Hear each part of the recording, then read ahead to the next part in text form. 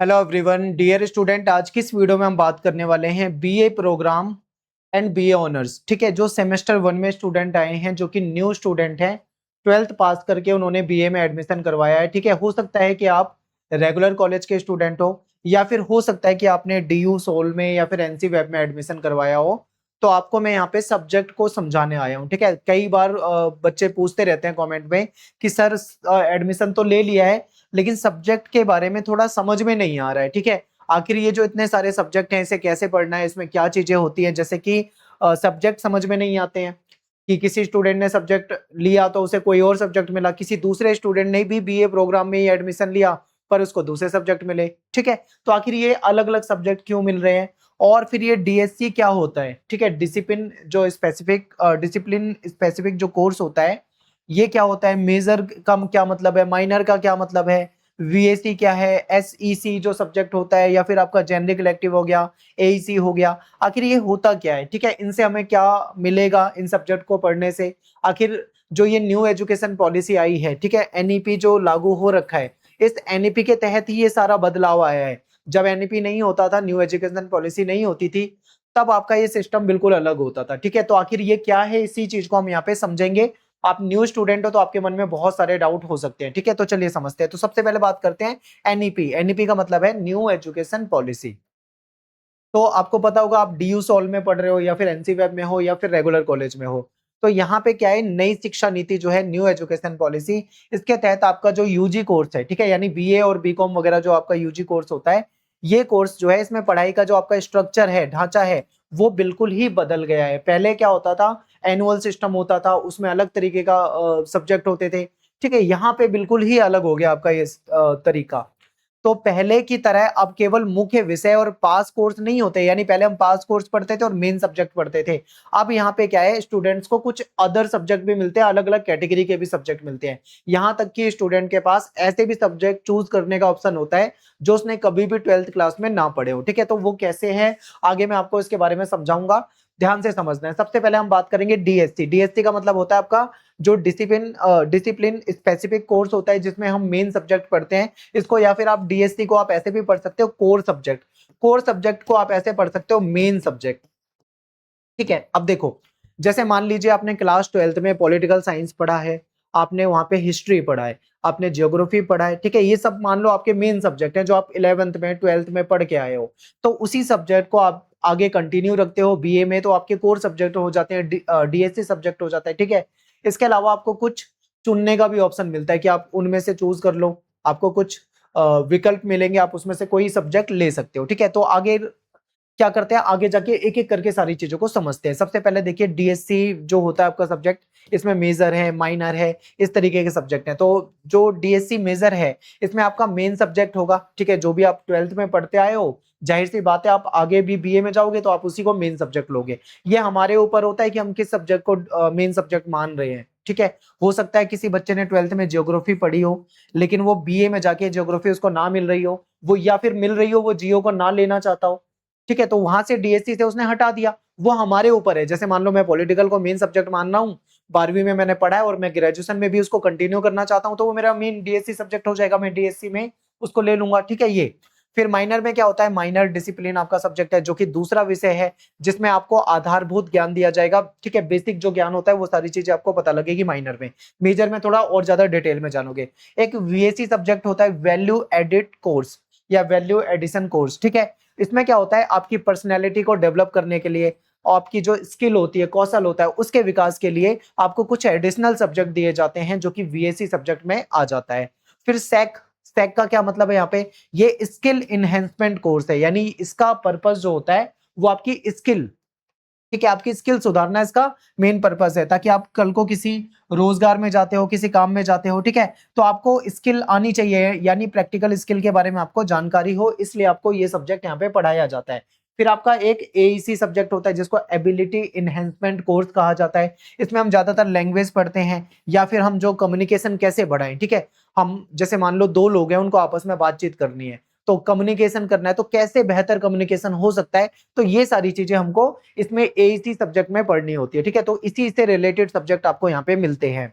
फिर लास्ट में आपका जीई लिखा हुआ है यानी जेनरिक इलेक्टिव सब्जेक्ट। इसमें क्या होता है, जैसे आपके कुछ मेन सब्जेक्ट हैं उसके अलावा भी आपको कुछ ऑप्शन मिलेंगे जो सब्जेक्ट आपके इंटरेस्ट के अकॉर्डिंग हो सकता है, ठीक है।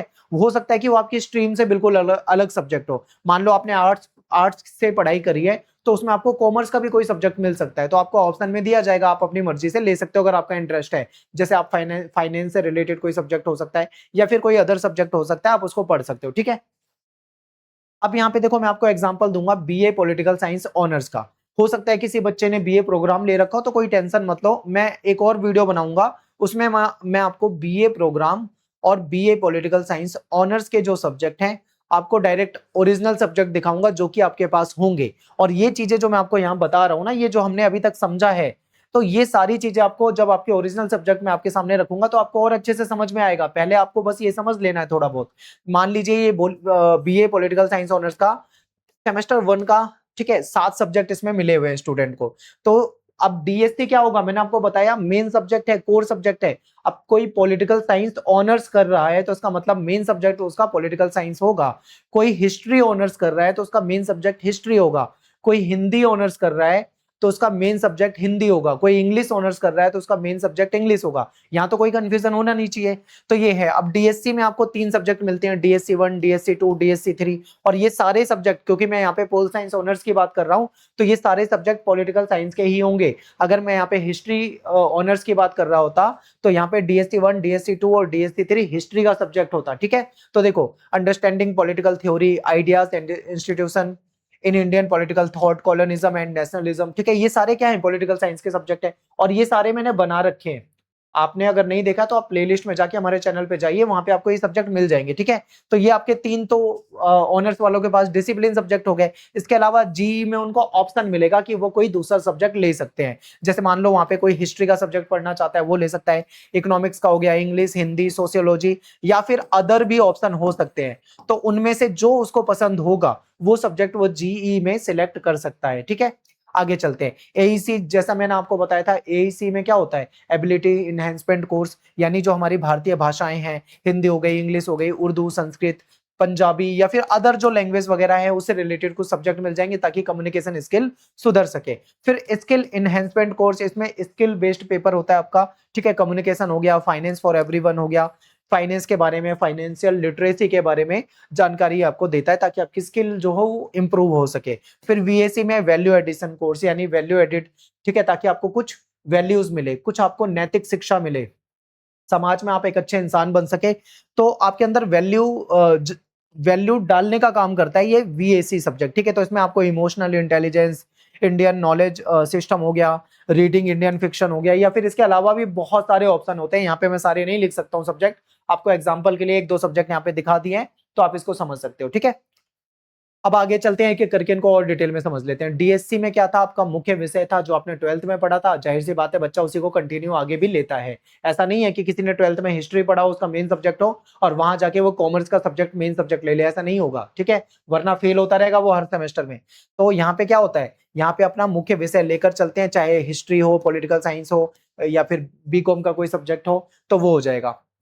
फिर माइनर में क्या होता है, एक दूसरा विषय मिलता है हमको जो थोड़ा कम डिटेल में होता है। उसमें आप political, sociology, economics, Hindi, history, कोई भी सब्जेक्ट इसमें से जो आपको मिल रहा है बीए के साथ में वो ले सकते हो। अब यहाँ पे एक और चीज है, कई बार क्या होता है कॉलेज में जहाँ पे हम एडमिशन लेते हैं वहां पे सब्जेक्ट की लिस्ट अलग होती है, तो वहां पे ऑप्शन कम मिलते हैं। किसी दूसरी यूनिवर्सिटी में जाते हो तो हो सकता है कि आपको माइनर में आपको कम से कम 10 सब्जेक्ट मिल जाएं। आपको बोले कि 10 में से कोई भी एक सब्जेक्ट आप ले सकते हो या 2 सब्जेक्ट ले सकते हो सकता है किसी दूसरी यूनिवर्सिटी में केवल 5 ही सब्जेक्ट हो और उन्हीं 5 में से आपको, ठीक है, सिलेक्ट करना हो। तो ऐसा भी हो सकता है, वो अलग अलग यूनिवर्सिटी में अलग अलग हो सकता है।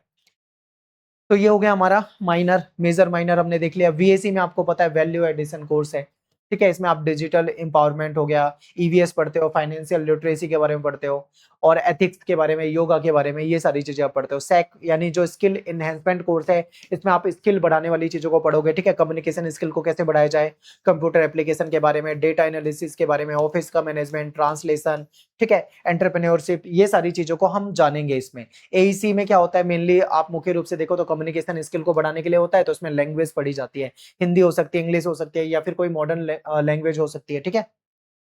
जीई में आपको एक अलग सब्जेक्ट जो आपके मेन सब्जेक्ट है उससे डिफरेंट सब्जेक्ट आपको सिलेक्ट करने का ऑप्शन मिल जाता है। ठीक है, जैसे मान लो यदि आपका मेजर हिस्ट्री है तो जीई में आप उसको पढ़ सकते हो, और जीई में आपको अदर सब्जेक्ट मिल जाएंगे, आप इसको पढ़ सकते हो। ठीक है, तो यहाँ पे आपको ये ऑप्शन मिल जाते हैं। तो यहाँ पे यही चीजें आपको बतानी थी। मेरा नाम सत्येंद्र प्रताप है। 12th क्लास में ज्यादातर स्टूडेंट मुझसे पढ़े होंगे, तो आपको बीए में भी मैं पढ़ा दूंगा, तो आपको किसी तरह की कोई समस्या नहीं आएगी, कोई दिक्कत नहीं आएगी। ठीक है, आप मुझे इंस्टा पे फॉलो कर सकते हो, एकलव्य स्टडी पॉइंट ये मेरा यूजर नेम है, और मेरा नाम सत्येंद्र प्रताप है। कुछ भी पूछना हो तो आप डायरेक्ट मुझे वहां पे मैसेज कर सकते हो, टाइम मिलेगा तो मैं आपको वहां पे रिप्लाई कर दूंगा। वीडियो को लाइक कर दें, शेयर कर दें, कॉमेंट कर दें। मिलते हैं आपसे नेक्स्ट वीडियो में। Thanks for watching. और नेक्स्ट जो वीडियो मैं बनाऊंगा उसमें मैं आपको लाइव सब्जेक्ट दिखाऊंगा। ठीक है, यानी डायरेक्ट मैं आपको सब्जेक्ट ही दिखा दूंगा, ताकि आपको पता लग जाए कि डीएससी क्या है, ठीक है, वीएसी क्या है, एईसी क्या है, सैक क्या है, जीई क्या है। ठीक है, ये सारी चीजें आपको वहां पे लाइव दिख जाएगा, और आपने जो सब्जेक्ट ले रखा होगा आपको वो भी पता लग जाएगा कि हाँ भाई मेरे पास तो यही सब्जेक्ट है, तो आपको थोड़ा समझने में आसान हो जाएगा, वरना उलझ जाओगे, नहीं समझ में आती ये चीजें। कोई मैंने ऐसे भी बच्चे देखे हैं जो सेमेस्टर 1 में, 2 में, 3 में, 4 में आ गए, पर उनको पता ही नहीं है कि आखिर ये होता क्या है, ये क्यों मिला है। ठीक है, तो ये चीजें आपको जब मैं आपको सब्जेक्ट दिखाऊंगा तो वहां पे क्लियर हो जाएगा। आप कमेंट में सब्जेक्ट लिख दीजिए। ठीक है, कमेंट में जाके सभी बच्चे अपना नाम लिख दो और सब्जेक्ट लिख दो, ताकि मुझे समझ में आ जाए कि आपको सब्जेक्ट वाली वीडियो चाहिए, तो मैं आपको एक छोटी सी वीडियो बना के वहां पे आपका जो सब्जेक्ट से रिलेटेड डाउट होगा वो क्लियर कर दूंगा।